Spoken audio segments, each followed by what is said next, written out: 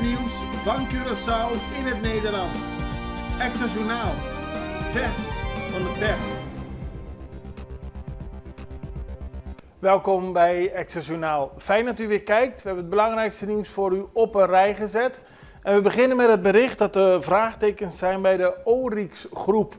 Het lijkt erop dat de Oryx Groep betrokken is bij de handel in zogenaamde vuile brandstoffen. De Oryx Groep is het bedrijf dat een overeenkomst heeft gesloten met Refineria di Curaçao om de opslagcapaciteit in Bullenbaai en de raffinaderij in Emmenstad te beheren. In een publicatie op de website Public Eye wordt de naam genoemd van verschillende bedrijven die handelen in grondstoffen en die systematisch profiteren van gebrekkige regelgeving in Afrikaanse landen om op die manier vuile brandstoffen te verkopen en zo meer winst te behalen. Deze bedrijven mengen de producten en brengen ze vervolgens op de markt via een netwerk van tankstations die zij bezitten of controleren. Public Eye is een grote organisatie die al meer dan 50 jaar bestaat en zich vooral toespitst op bedrijven die in Zwitserland zijn gevestigd.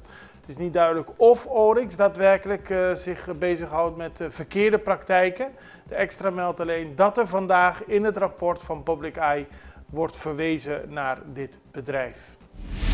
Bewoners Juan Luis uiten bezorgdheid. Het gaat de bewoners van Juan Luis boven de pet dat er sprake is van afvaldumping in hun mooie wijk. Ze hebben al maandenlang om hulp gevraagd en zeggen dat er tot nu toe niks is gedaan. Daarom zijn ze naar de pers gestapt, omdat er al 4 maanden lang afval wordt gedumpt dat eerst bij Dam Preto werd achtergelaten. Nu daar Juan Luis wordt verbrand en daarna verkocht. En dat zorgt ervoor dat het gebied, dat normaal zo toeristisch en mooi en schoon was, nu naar afval ruikt. Verbrand plastic hangt er in de geur. En er is sprake van heel veel hardrijdende vrachtwagens. Ze zijn naar de pers gestapt om te vragen dat er daadwerkelijk iets aan wordt gedaan. Aqualectra test groot transport. Dat zagen we dit weekend. Er komen enorme vrachtwagens. Die moeten enorme spullen naar Koraaltabak brengen vanwege het windmolenpark. Daar moet veel aan herstelwerkzaamheden worden gedaan. Er zijn speciale schepen gekomen om te zorgen dat die spullen naar Curaçao komen. En dit weekend is er getest of de vrachtwagens daadwerkelijk de weg kunnen maken van het Amstelterrein. En dat gaat dan via de Dom Martina Boulevard, de Schottengatweg Zuid, Santa Rossaweg naar Santa Catarina en Koraaltabak, om te kijken of die grote vrachtwagens daar wel langs kunnen.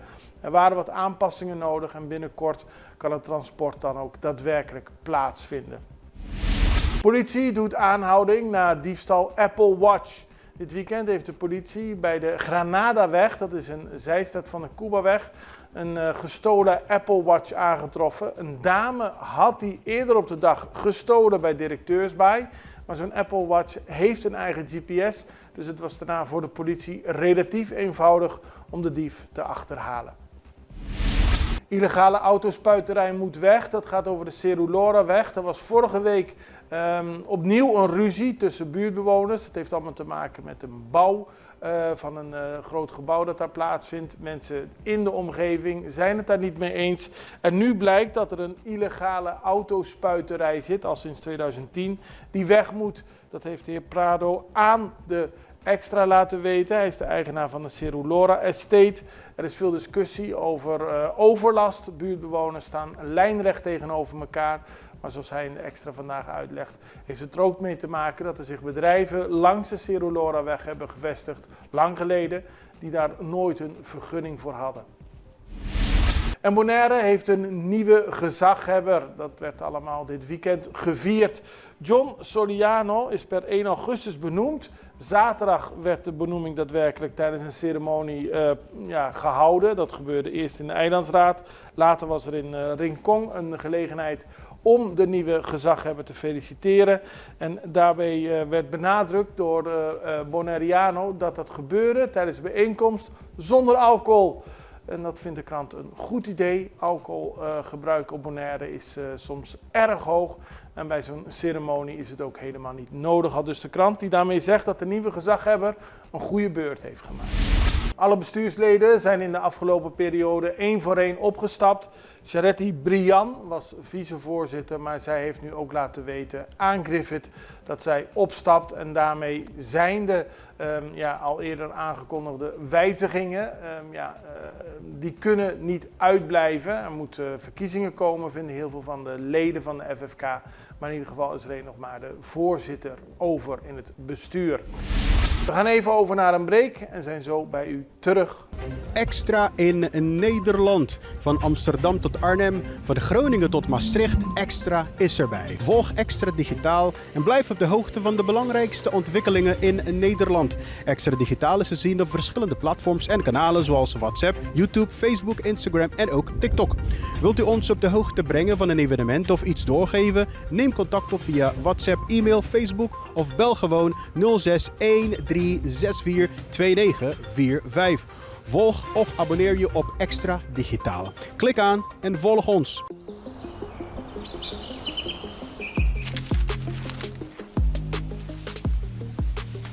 Welkom op Curaçao, een van de mooiste eilanden in de Caribiën. Een ware parel. En het is een eiland waar je van heel veel zaken kunt genieten. Van de natuur, van de zee, van het eten, van de mensen en zoveel meer.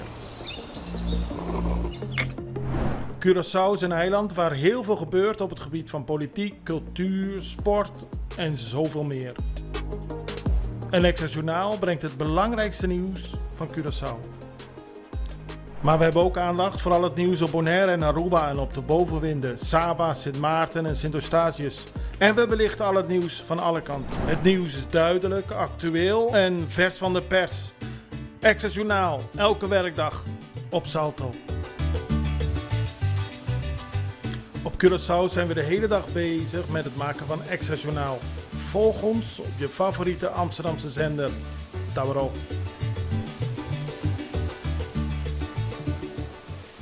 En we beginnen op de bovenwinden, want daar zijn zorgen over de medische vliegtuigen.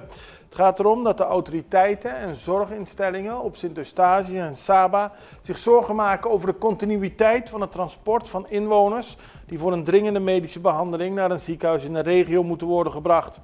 Waarnemend gezaghebber Sharon Hassel van Stacia en gezaghebber Jonathan Johnson van Saba hebben hun bezorgdheid kenbaar gemaakt bij het Nederlandse ministerie van VWS.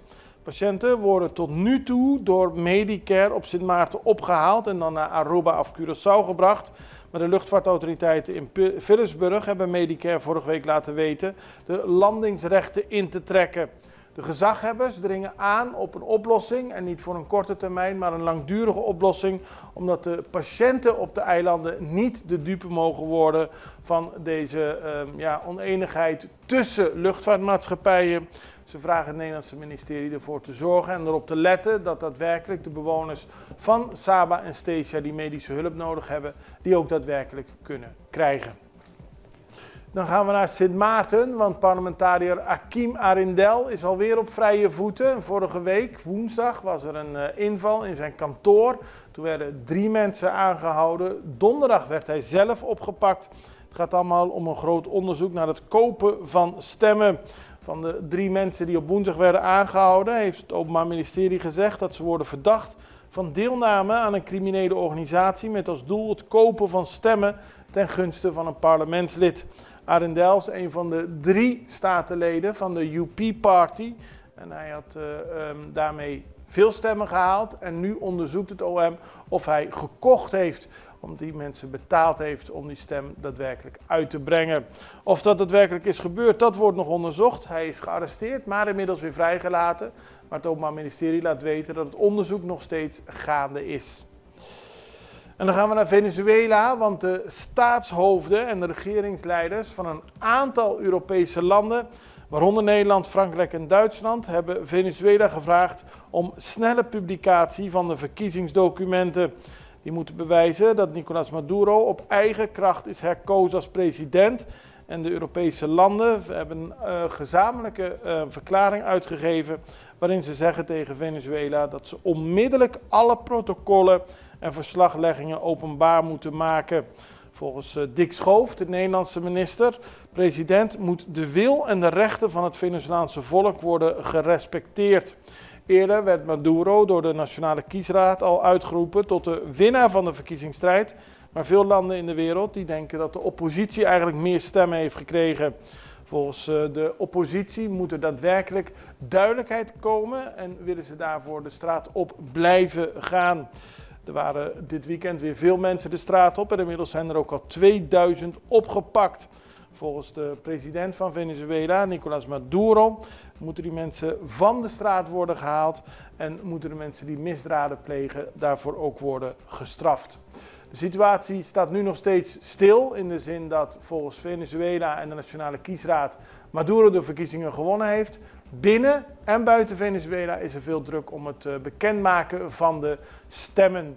We houden het voor u in de gaten, net zoals we al het andere nieuws hier in de omgeving voor u in de gaten houden.